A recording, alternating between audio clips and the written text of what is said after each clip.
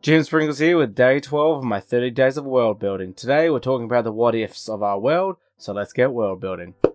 So today's exercise is to come up with some what if scenarios. For example, what if instantaneous messaging is possible in your world? How does that change your story?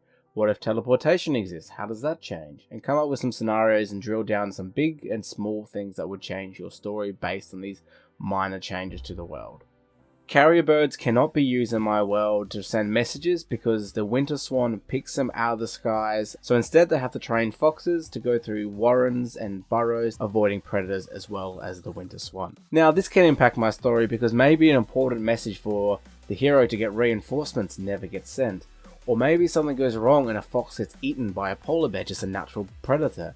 Or even better, maybe something possesses the fox to start hoarding these letters and the recipients never get any of them and communication is all of a sudden just interrupted. Now in this icy tundra, traveling around is hard and to transport goods is quite difficult as well.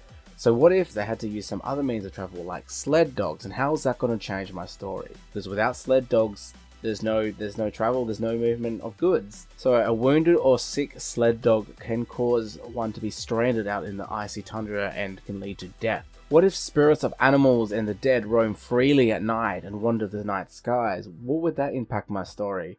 And I think that would just mean that runes and magic amulets of protection are sent out, going out into the world.